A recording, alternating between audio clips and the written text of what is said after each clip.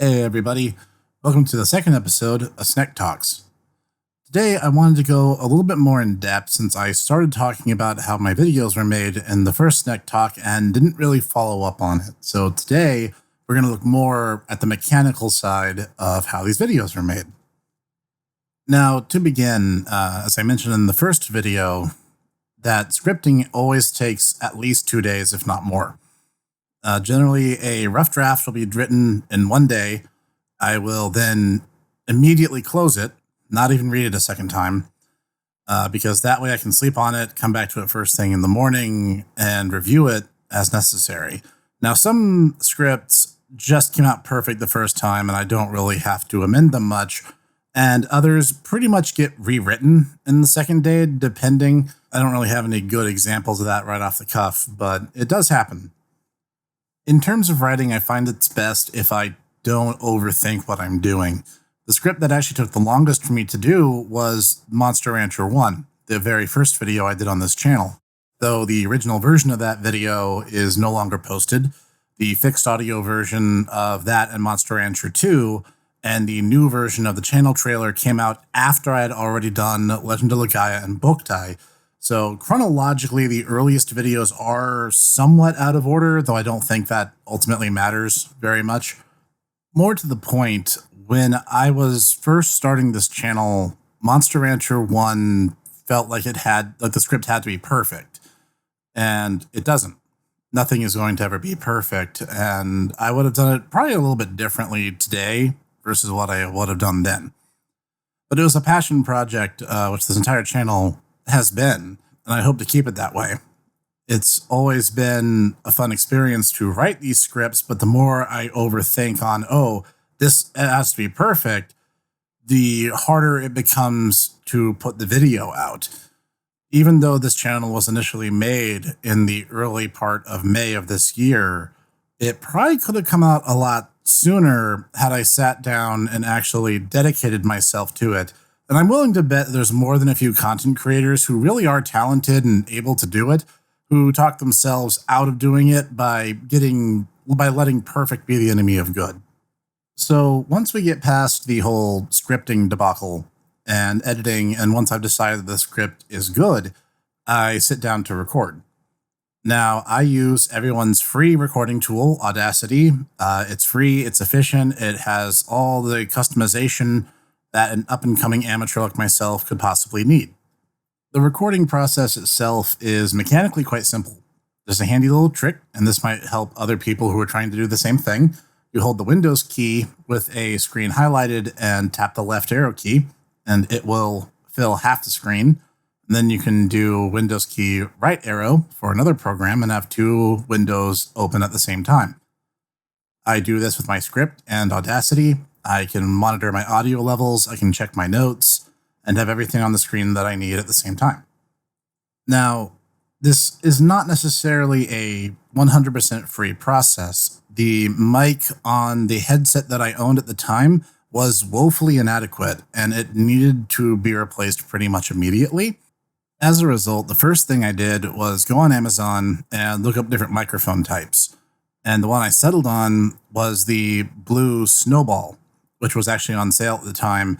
And so my initial starting cost just to begin recording was about $50. Now, I did buy a brand new headset, but that was more dual purposed. I use my headset when gaming or when I'm online with friends, but I use the actual Snowball mic when doing recording and not a whole lot else. Then you get into the matter of actually recording the games that I'm playing, vast majority of which I play on my PC and record using Camtasia. I was able to get an older version, I believe Camtasia 8, for about $100. The new version of the software, or even a brand new license of Camtasia 8, traditionally runs between $250 and $300. If I want to upgrade my current version of Camtasia 8 to the most recent iteration of the software, it's going to run me $100. So my initial starting costs just to get the most basic equipment for just getting a YouTube channel started with decent level equipment was very close to $200 once you take things like my pop filter here, which obviously you can't see, but I can, and getting everything else set up. Now, this is not professional grade audio equipment. This is a USB mic that just happens to be on the high end of things. Actual professional grade audio equipment costs a lot more than that. I don't have exact numbers for you, but it requires specialty hookups, it requires specialty equipment, and it requires specialty software, the likes of which I do not have the space or money for. Now, these are all upgrades I would like to get someday. I would like to get better audio equipment. I would like to get more efficient recording software, which I'll cover a bit more here in a minute. And I'd like to also get a high definition capture card, which has been kind of an issue. I've actually been dependent on the Lone Ranger for footage with certain games. Namely, the only video that's released as of this recording where he helped me was the Gaia 2, but it's not the last time he'll help me. Now, speaking of recording software, that itself, it does raise other issues. As people who watched my failure reel in the Celeste video and some parts of my When the Darkness Comes video fall prey to a certain level of audio desync. This happens especially when recording in full screen after about 30 or 40 minutes of recording. And it does vary depending on what it is I'm recording. That, coupled with me being unsure as to how to render larger resolution videos, is part of the reason why some of my earlier videos look a little shoddier versus some of the newer ones. For instance, I know a lot of my early stuff, like the Gaia video, had the black bars all the way around the footage. Whereas my new stuff, like the Toho video, for instance, didn't, just only had a little on the side just due to the actual resolution of the game. This is just trial and error. I am not professionally trained. I've never taken classes on any of this stuff. It's just been learned by doing. And that's also true for any of the effects that you're seeing in the videos. Like in Monster Rancher 3, that video was actually when I learned how to zoom in on footage. And it was exclusively me just poking at the software, being like, okay, now how do I get it to do this? So a part of the improvement that you have been seeing with these videos as I've been going along has simply been me learning better what it is I'm doing with what I have. In the future, I would like to upgrade Camtasia or find better screen grabbing software. I'd like to get my HD capture card. Those run between like $50 and $300, depending on what type they are. And I'd also like to get just straight better audio equipment eventually, upgrading to something professional grade. Now, if you've ever been curious as to why I opened a Subscribestar as soon as I started my YouTube channel, that's because I needed to offset the costs of actually starting the channel. Between the hardware and software and the initial setup, I have only lost money on this channel. Now, this is not e-begging. If you ever do support my channel, I want you to do it because you genuinely like the content and want to support it. And if you do, awesome. If you don't, hey, I get it. I wish I could support all my favorite YouTubers too. More to the point, I just want people to know that when you start your channel, there is going to be a little bit of a sunk cost, at least on the onset. Now, this is part of the reason why I depend so heavily on Cog sound engine, which will be listed in the description, of course. Cog, who's not only been a good personal friend of mine for many years, does professional grade audio editing. The reason my videos have audio even halfway as decent as they actually do, in addition to me simply not sounding like a robot anymore, is really because of Cog's editing techniques. Now, I don't really know very much about that, as I said in the last Snek Talk, so I will actually turn the platform over to Cog to maybe give you a better understanding of not only what he does for me, but what he can do for other upcoming YouTube channels and other people looking for that professional touch to their audio. This is actually the Hipster Snek going to sign off for now and turn it over to my buddy. All yours, Cog. Thank you, Mr. Snek, for the introduction, and hello, everyone. As Mr. Snek mentioned, I'm Cog, a longtime friend of Mr. Snek and the one doing the audio editing for the Hipster Snek channel. You will be hearing a lot more from me in the near future, as I'll be hosting a new podcast along with Mr. Snek and our good friend Dataku called the Tomodachi Brothers Review Show. But to keep with the purpose of this video, I'm here by special request to provide commentary on my background and my general process for the audio editing on the channel.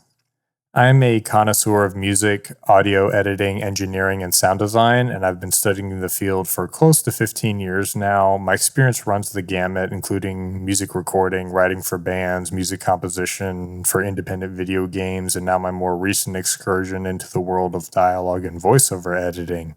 In regards to this commentary, I know this is primarily a video game focused channel, so I know some people out there may know nothing about audio, some may know a little, and others may know a lot. Obviously, if you already have a strong idea of what I'm talking about, feel free to skip this. I'm mainly aiming this commentary to those that are interested and don't know much about it. So with that, if things get too technical, please leave a comment or send us a message. I'd be more than happy to provide some follow-up. So one of the first things to note, as Snek mentioned earlier, was that there was a little bit of a learning curve for both of us when we started this adventure. Mr. Snek and I live in completely different parts of the US, and we had a few challenges where I had to coach him through early on how to get better results from his overall recording process. I know you can hear some of these results from our fumbled communication in those earlier videos. This leads me into an audio commandment which any recording engineer worth their salt will tell you, which is that in order to get the best sounding recordings, it's got to sound great at the source. Mr. Snek and I went back and forth a few weeks while working on those earlier videos to develop a process and flow for him to best maximize the current gear that he's working with. The first step then in capturing good recordings for new people, especially those interested in doing what Mr. Snek is doing, I would say is first you have to invest in the best gear that you can, the best audio microphone, getting a pop filter, recording software, and an interface. After that, you need to experiment a bit, figure out stuff like the best microphone placement, because where it is in your room, where it sits in your room, how close and far away you are, all of it makes an impact on the overall sound. Making sure you're getting good input recording levels, all the stuff at the very beginning is really the most important part. Now, after the initial audio recording, in order to get a more professional sound, the process doesn't end with just the initial recording, because most modern commercial audio goes through a series of processes.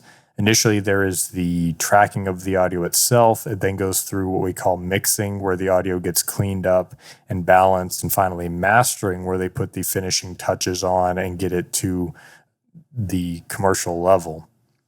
So what happens with the videos after Snek has recorded his audio is he sends it over to me, where I load the audio into my personal digital audio workstation of choice, which is Pro Tools.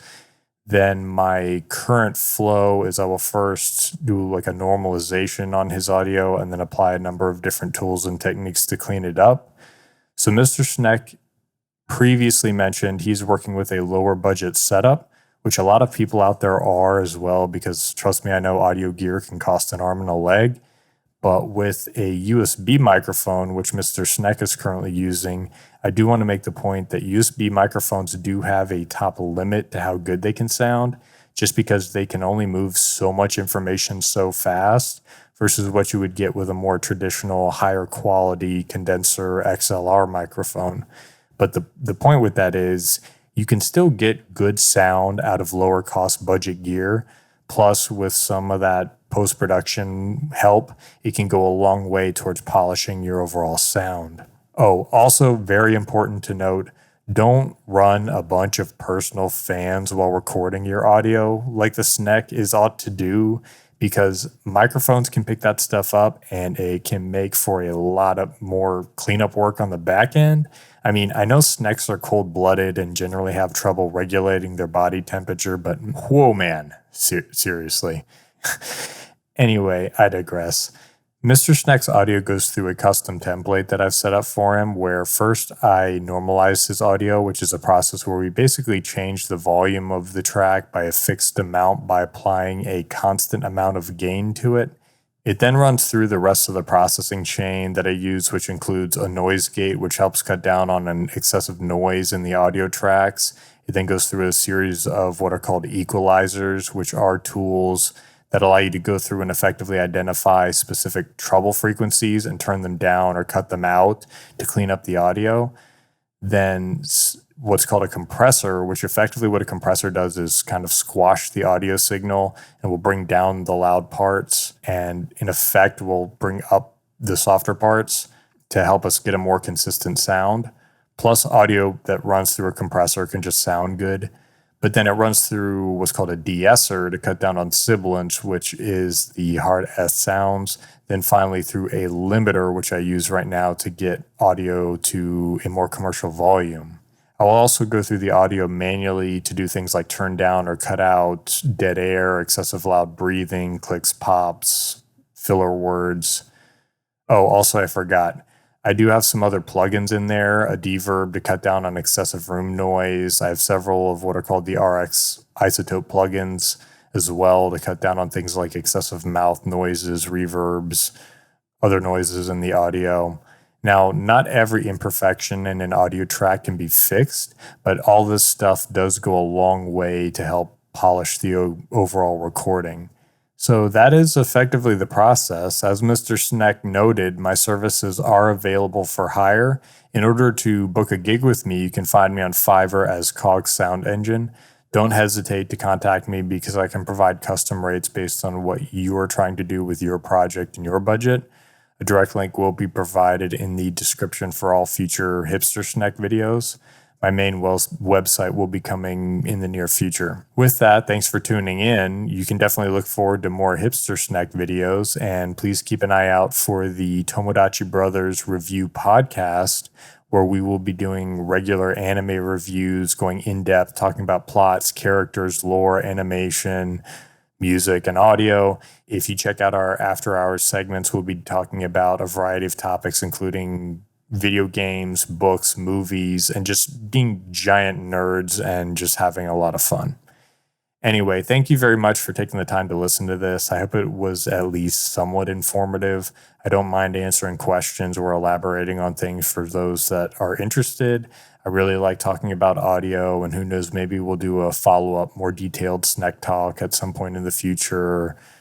And I'll talk more about the introduction and some of the weird sound effects I throw in. But with that, thank you, Hipster Snek, and I hope everyone out there has a fantastic day. Hey everyone, this is the Hipster Snek. I just wanted to bring to everyone's attention that I'm holding a bit of a contest. You see, the channel is rapidly approaching 100 subscribers, which is a milestone I never dreamed I would hit within the first year of the channel's activity. That in mind, I am opening a poll both on my YouTube comment section under the page itself and on the Twitter at HipsterSnek, where you can vote for a game you want me to review for the 100 subscriber special. The only limitation is it has to be something that I have a means of playing, and it can't be something that gets me banned off YouTube for having played it. That said, go wild. Whatever game you want me to cover for the 100 sub special, I will do when that time comes. So be sure to leave your vote either in the comment section on my YouTube channel or on the pinned tweet at HipsterSnek. When the subtotal crests 100, that will be the time that video is the next to go live. That'll give you something to look forward to, and I will see you there.